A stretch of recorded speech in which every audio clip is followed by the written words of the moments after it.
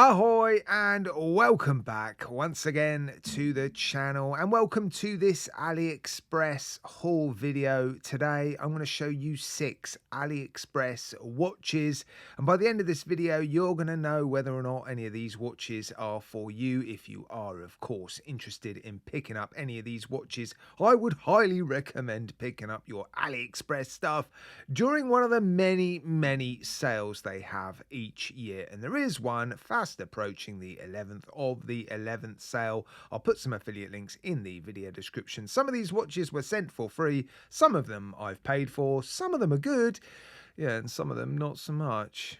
Now, the first one I'm going to show you is a Bernie. I'm not going to spend too much time on this one because this one has not impressed me, sadly. Bernie, for those of you not familiar with this brand, are known for making high-spec, low-cost watches. So there is some value in their watches, but with this particular watch, which I thought would be quite a fun, colourful titanium watch to get in, oh, it's a bit of a miss. The colours on the dial, well, I don't mind the colours, but the blue, just look at the blue. How poorly applied is that? And the blue is the lume. It's completely overlapping the frame on the dial, which has just ruined the dial. And on the side of the case, there's some imperfections. I know we're talking about a super affordable watch here, but you can spend this sort of money on watches, and this watch out of the sale is $81. You can spend this sort of money on watches from AliExpress and get better made watches. So yeah, this one sadly is a bit of a miss. I know the design is going to be enough to put some people off, but now that you've seen the quality of this watch, yeah, I suspect that's enough. Another all titanium watch. This one is definitely nicer. It's almost twice the price, so of course you would expect it to be nicer, but it's much more nicely finished. I think it looks nicer. There's no obvious quality control issues with this particular watch. I actually prefer a very similar looking one that they make. They sell it in the same listing actually. They make this one with the relief bezel, and then they make another one which comes on a strap with a ceramic bezel insert. I think I prefer that one actually. I'm not wild about relief bezels, but I wanted to see or experience the titanium bracelet because I think that's always important. $149 outside of the sale. Again, decent specifications: titanium, sapphire, crystal, NH38 with this one. Oh, for those of you curious, I'll do a lume degradation test at the end. All the watches that I'm going to show you in today's video that have lume, I'll show you at the end. I'll show you the lume degrading, and then you'll see whether or not it's any good or bad. 200 meters of water resistance, screw down crown, screw down case back. The bezels are either titanium or ceramic. The bezel action is, have a listen. It's all right actually for a titanium bezel. Always sounds a bit different with titanium over steel. The resistance is a little bit up and down. There's some high spots and some low spots, but yeah, overall not a bad bezel action. Finishing is good. Titanium, not the easiest material to work with, so yeah, the clasp is interesting. You get decent continuation of this bracelet, and the bracelet links actually really nice. They look good. They're well finished. It has split pins, not screw pins, but solid end links, solid links. The case back is nice. Yeah, I'm not wild about the design. Something about it, I don't know. There's radial brushing on the dial, some square applied indexes, 369 on the dial, which is good. Yeah, I definitely think the other one looks better, but this one's okay. Next up, we have an NH34 powered GMT by Toro. And actually, this one looks all right. It's stainless steel. I like the dial. I got the sort of baby blue dial, wavy dial, you know, sort of glacial looking sand dune. I don't know how to describe it best, but yeah, it's got that wavy textured dial. I'm not convinced by the GMT hand. It looks a bit, I don't know, nasty. But the other hands are good. Yeah, I like the hour and the minute hands. They're nice and clean and crisp. The dial looks good, I have to say. And the finishing overall looks pretty decent. The bracelet doesn't feel like the best quality, But we are talking about a $78 watch outside of the sale. If this is discounted in the sale, that's going to be a pretty cheap NH34 powered GMT, isn't it? And as is often the case with Tandorio, decent specifications. So sapphire crystal, screw down crown, screw down case back, solid end links, solid links, split pins like the Bodery, but the clasp is a butterfly clasp. It's okay. No half links, unfortunately. Case finishing is nice. It's, yeah, all brushed, no polishing, but the brushing is nice on the case and the bracelet. The applied indices look bright. There's always a question mark with their water resistance, isn't there? I think I've tested 6 of their watches now. I think it's 3 all. I think it's 3 passes and 3 fails.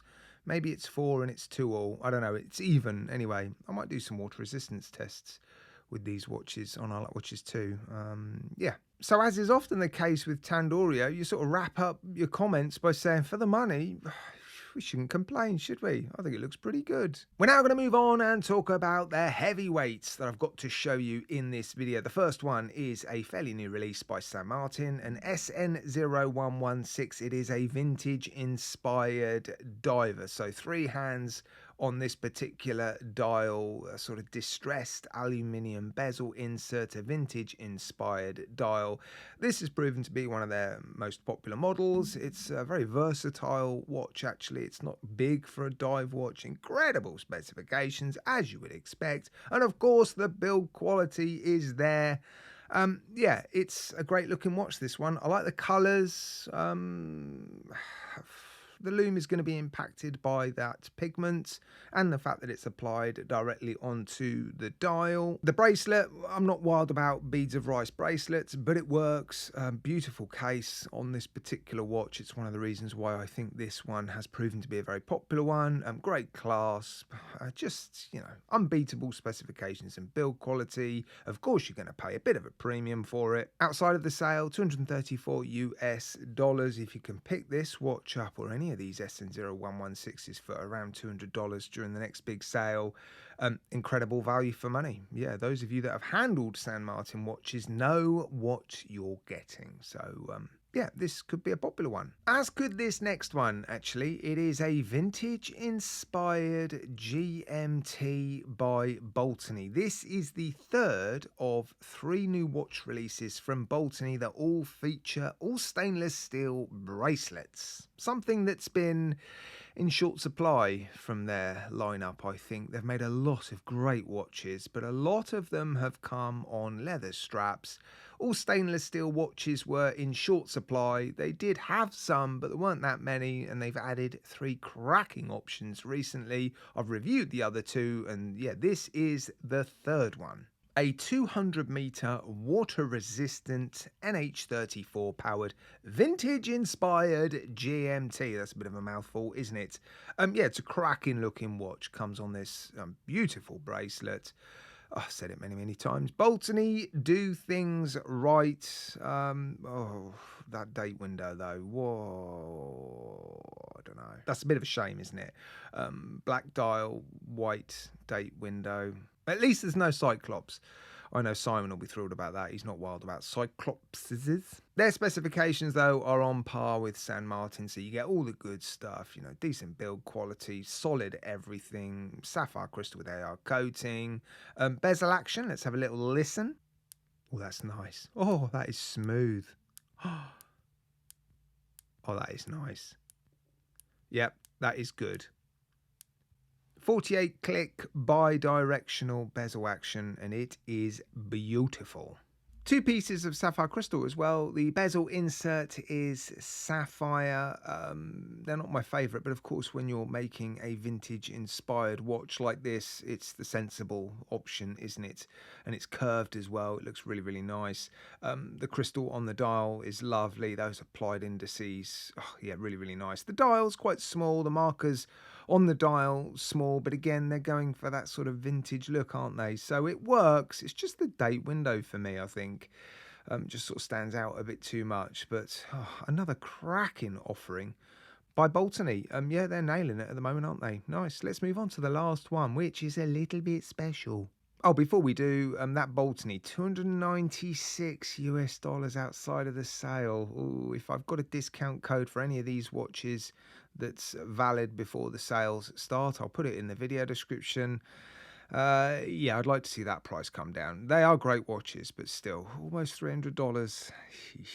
Right now, we're going to focus on this absolute stunner by Addy's Dive. They are just smashing it at the moment, killing it, really, nailing it. I mean, how many phrases can we use to describe Addy's Dive at the moment?